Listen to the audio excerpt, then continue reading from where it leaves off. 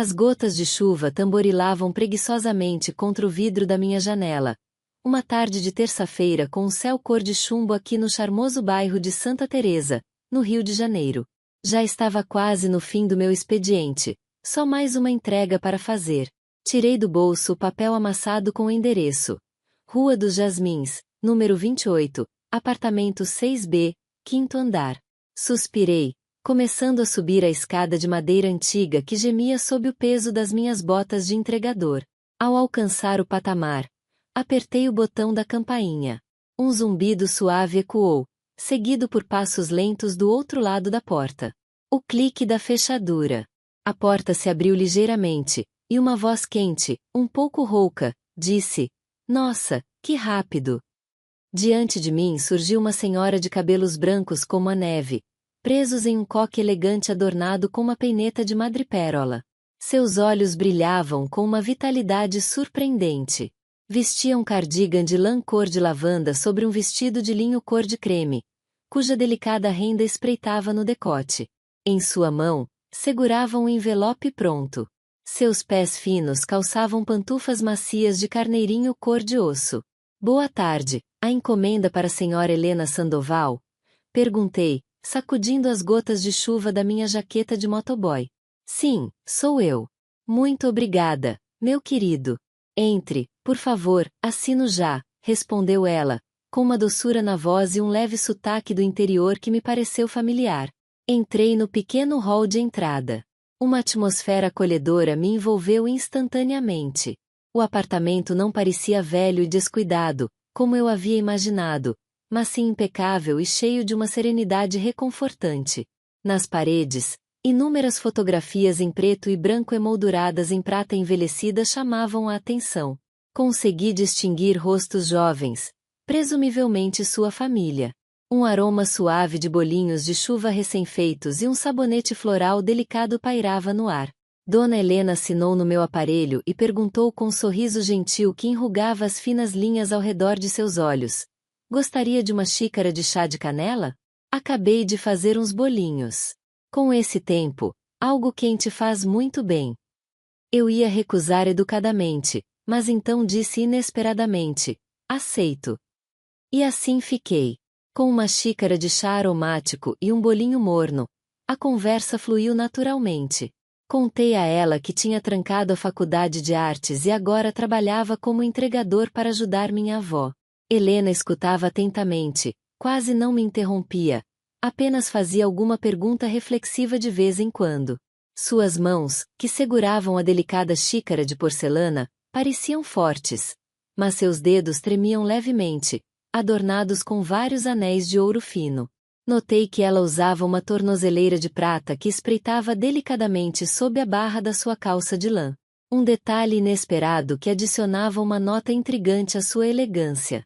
"Você me lembra meu neto, Javier", disse ela de repente, olhando para mim com um traço de melancolia nos olhos. "Ele também sempre foi tão atencioso." "E onde ele está agora?" perguntei suavemente. Ela bebeu um gole de chá e olhou brevemente para a janela, onde a chuva continuava a cair. "Javier faleceu há muito tempo em um acidente de carro. Tinha apenas 25 anos." Um silêncio respeitoso se instalou. Eu não sabia o que dizer. Observei suas mãos, agora agarradas com mais firmeza à xícara. Ela continuou a falar, em voz baixa, quase como se falasse consigo mesma. "Desde então, estou sozinha. Meu marido, Rafael, morreu muito antes. Eu parei de viver. Apenas existia." Fiquei quase uma hora com ela. Ao me despedir, ela disse inesperadamente: "Obrigada, meu querido. Fazia tanto tempo que não tinha uma conversa tão agradável." Prometi voltar a visitá-la, sem realmente pensar nisso no momento. Mas ao fechar a porta atrás de mim, senti que algo novo havia se aberto em minha vida, que eu voltaria. E voltaria muitas vezes. No dia seguinte, de fato, tinha outra entrega na Rua dos Jasmins, número 28. Novamente para Helena Sandoval. Coincidência? Talvez. Ela me recebeu com o mesmo calor do dia anterior, como se estivesse me esperando. Mas desta vez ela parecia um pouco diferente. Seus cabelos brancos pareciam ainda mais impecáveis, e seus lábios exibiam um toque de batom vermelho carmim que realçava a forma sensual de sua boca. Vestia um vestido chemisier de seda cor de esmeralda que realçava sua silhueta esguia, e mocassins de couro macio cor de tabaco com sutis detalhes dourados. Uma fina corrente de ouro com um pequeno pingente de jade repousava sobre seu pescoço. Preparei mais bolinhos, disse ela com um sorriso doce. Desta vez recheados com doce de leite. Você gosta? Eu não recusei. Assim começou nosso contato estranho, inesperado, mas cada vez mais necessário. Helena me contava histórias de sua juventude em Minas Gerais, de seu primeiro amor sob as mangueiras em flor, de suas viagens com Rafael às praias da Bahia. E eu lhe falava da minha infância em um bairro simples, dos meus sonhos e desilusões. E cada vez que eu ia embora, não queria realmente ir. Uma semana depois, levei a ela um pequeno vaso com margaridas brancas. Só um mimo, disse, corando levemente. Para a senhora, Dona Helena. Sua risada foi genuína e vibrante, aquecendo meu coração. Ela pegou o vaso, aproximou-o do peito. Não me lembro da última vez que recebi flores. Obrigada, meu querido Miguel. A forma como ela disse meu querido Miguel teve um efeito particular em mim.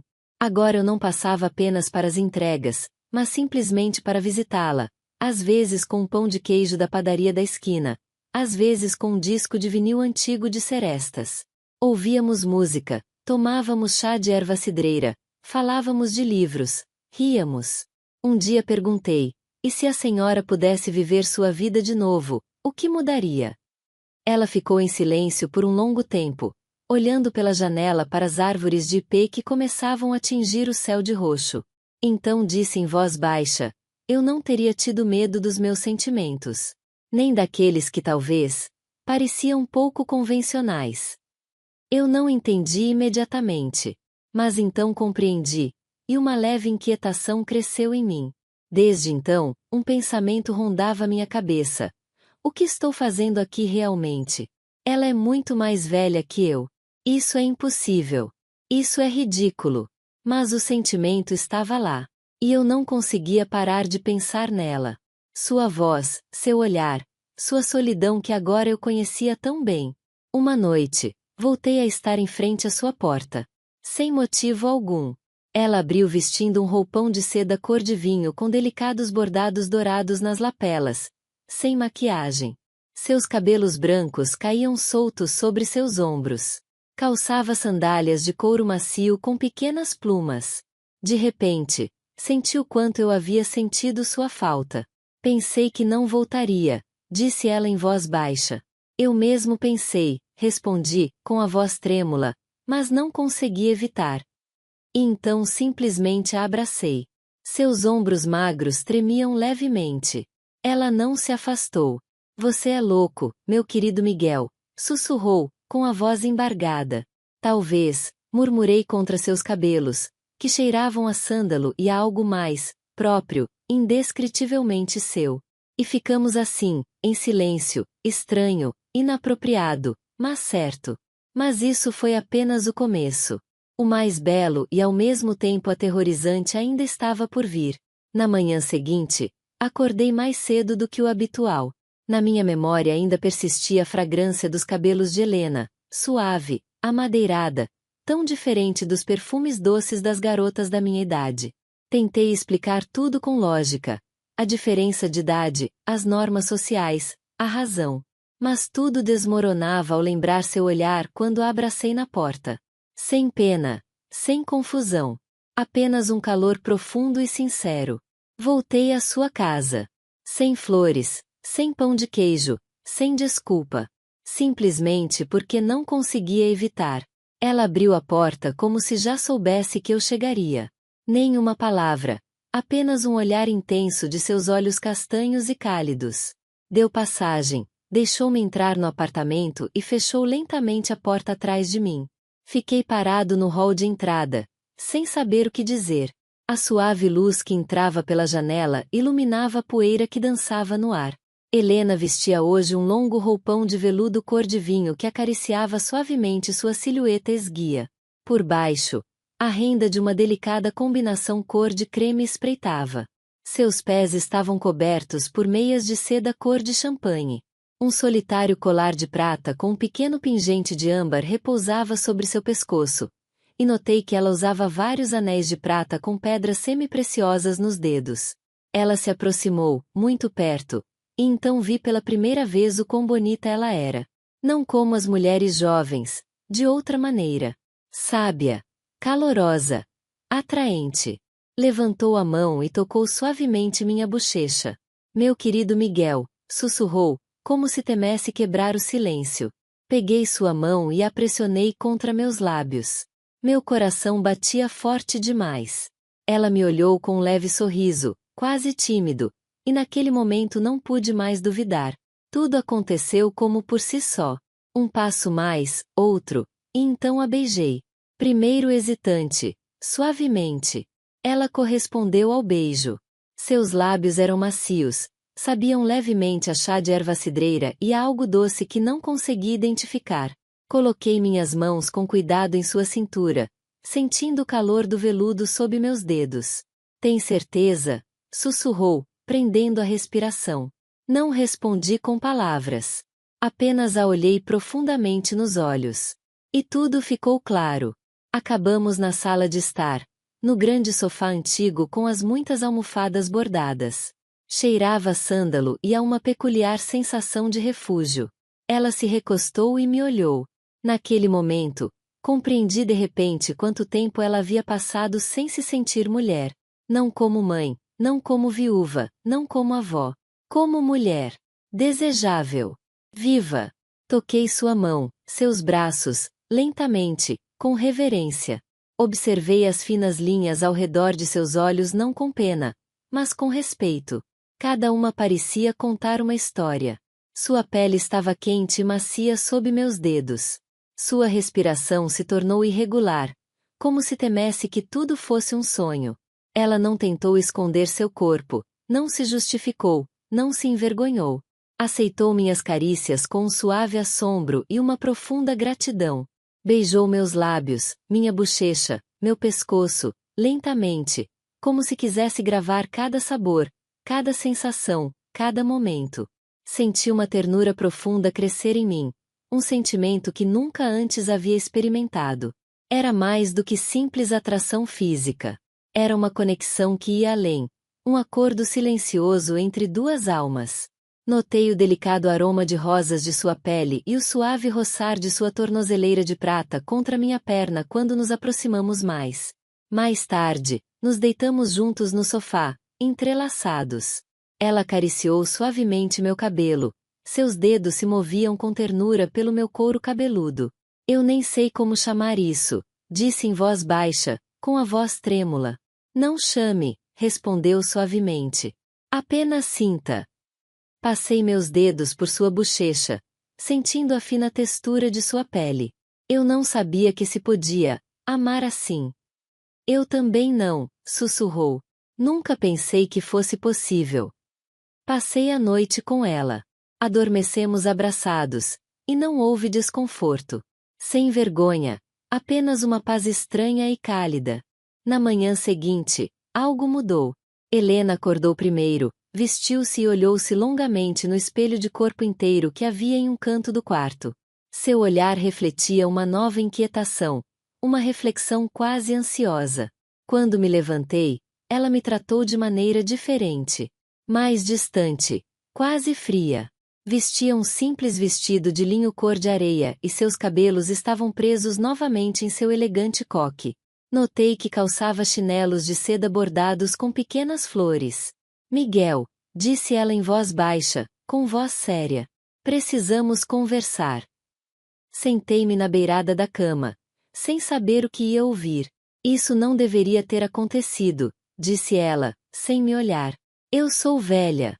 Você é jovem. Tem toda a vida pela frente. Minhas lembranças. Você não é apenas uma mulher do passado, interrompi suavemente, levantando-me e aproximando-me.